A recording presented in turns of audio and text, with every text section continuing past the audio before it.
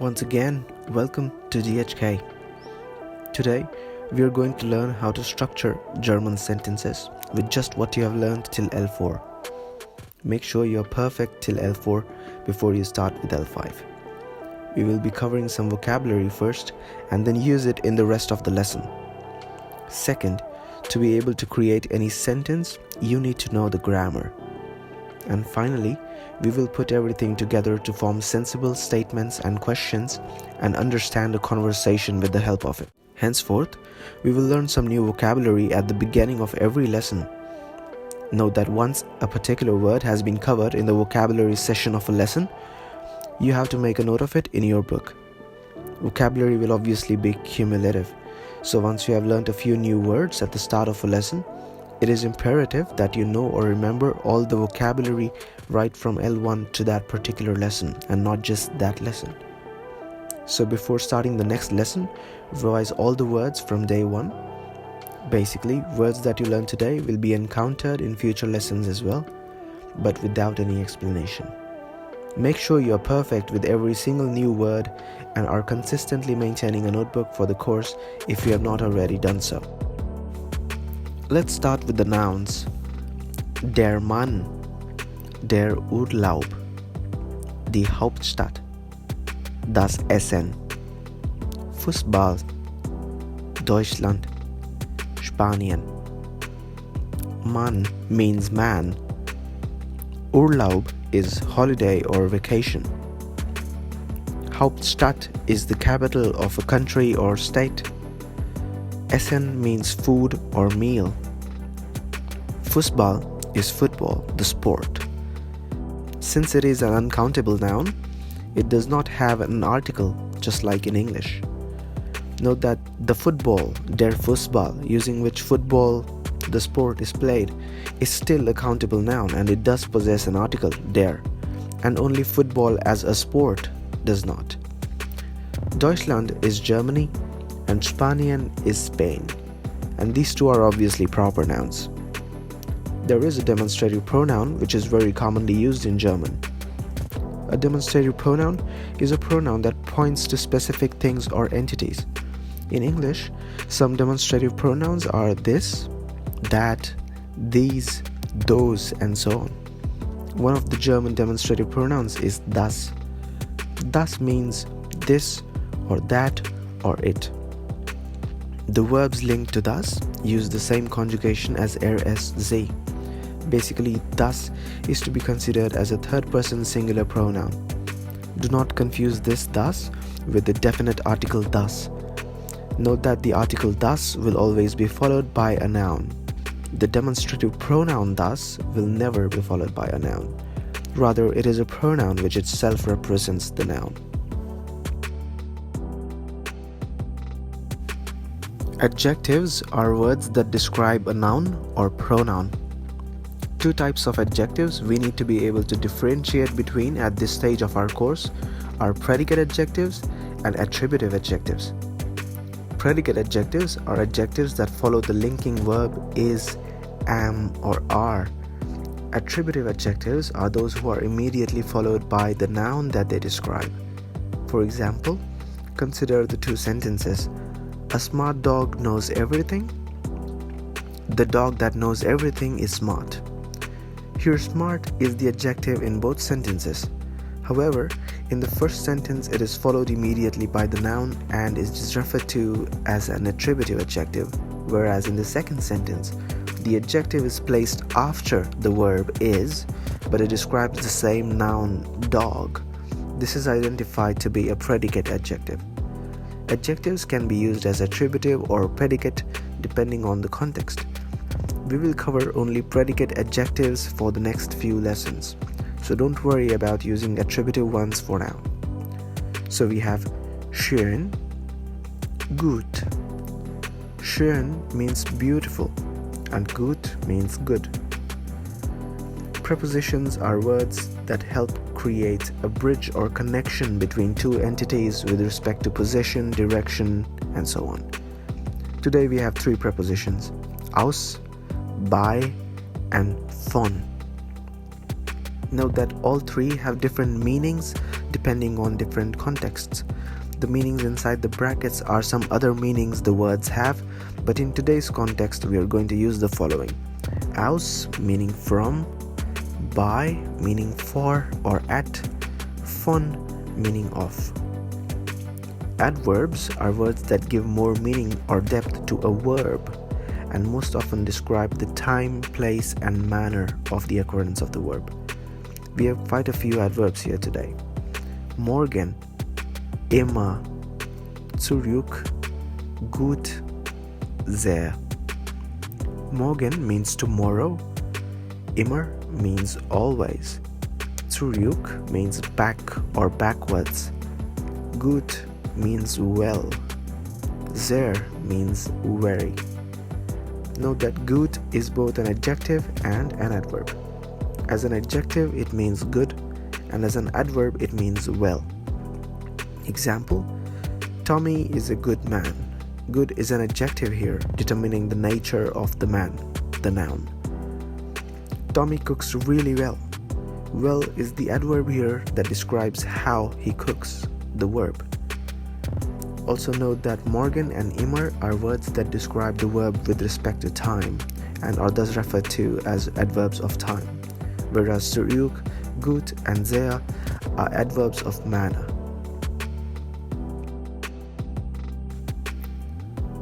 Verbs. The only new verb in this lesson is arbeiten, which means to work. It is not a regular conjugation. It goes like this: Ich arbeite, du arbeitest, sie arbeitet, wir arbeiten, ihr arbeitet, sie arbeiten.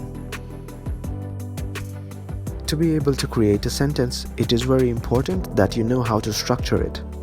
For those who may not know, a sentence basically has three parts: a subject, a verb, and everything else can be referred to as complements. The subject is anything that the sentence is describing or modifying. The action carried out by the subject is described by the verb. The complements are additional words or phrases that give more meaning and completeness to a sentence. Nouns, pronouns, adverbs, adjectives, etc. are the most common complements. The order of these three parts define the structure of a sentence. In English, this structure or order is pretty inconsistent, whereas luckily in German, this is very straightforward and consistent, as we will see shortly. The simplest sentence can be completed with only a subject and a verb. For example, I am playing. Here, I is the subject of the sentence, am playing is the verb. It is a complete sentence and has a sensible meaning.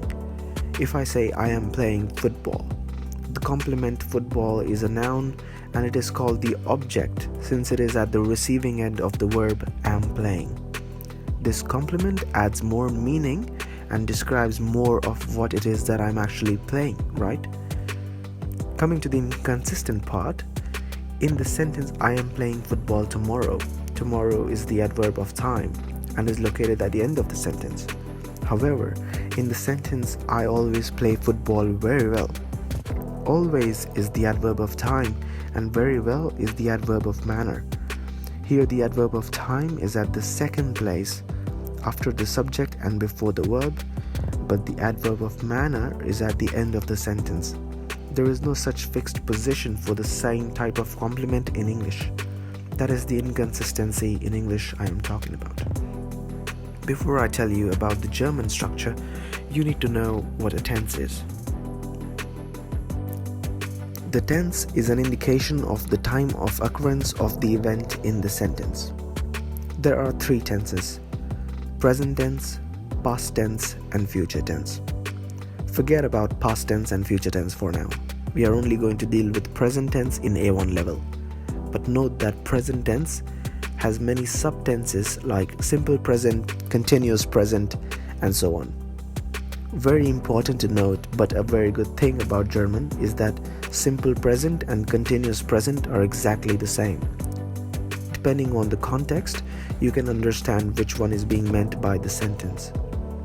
For example, ich spiele Fußball can mean both I play football, which is the simple present, and I am playing football, which is the continuous present tense. This is true for all cases and all verbs. That is all you need to know about tenses as of now. Just to make things more clear, let's put together what we have and how to use it. With L1 and L2, you are almost perfect with the reading and listening modules now.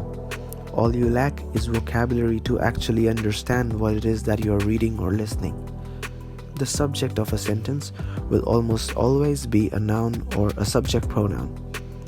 We have studied subject pronouns in L3. Now, if the subject is a common noun, you shall use the noun with the appropriate article that it takes, which we have also studied in L3. So as we cover more vocabulary, you will be able to use more words as subjects of sentences. Verbs are to be used in the correct conjugated form depending on the subject of a sentence. You have learned conjugation in L4. So the more verbs you learn, the more sentences you can create, which means more vocabulary will help here as well. Coming to the third part of a sentence, which is the complement. For now, you will be using only predicate adjectives, adverbs, proper nouns, and uncountable nouns that do not possess any article. You will learn about the other elements like common nouns with articles and pronouns as objects in L6 or L7. So now let's have a look at the German sentence structures. Just like English, the most basic sentence in German needs only a subject followed by a verb. As I said, the subject would be a personal pronoun, a proper noun, or a common noun. So we have ich spiele, which means I play or I am playing. Joshua kommt means Joshua comes or Joshua is coming. Der Mann kocht means the man cooks or the man is cooking.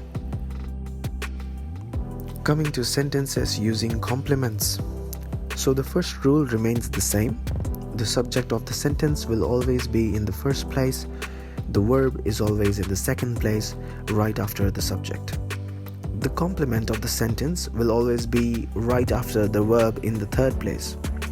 But within the complement part of the sentence, the adverb will always be in the first place right after the verb. And then everything else follows the adverbs. And within adverbs, the adverb of time will always be the first, and the adverb of manner will always be the second or after the adverb of time, if any. So we have ich spiele Fußball, I play football or I am playing football. Deutschland ist immer schön, Germany is always beautiful. Das ist sehr gut, that is very good, or this is very good, or it is very good. Note that the gut here is a predicate adjective. Ich spiele sehr gut Fußball. I play football very well, or I am playing football very well. Note that the gut here is an adverb. Joshua kommt morgen zurück. Joshua comes back tomorrow. Joshua is coming back tomorrow. Ich spiele immer sehr gut Fußball. I always play football very well.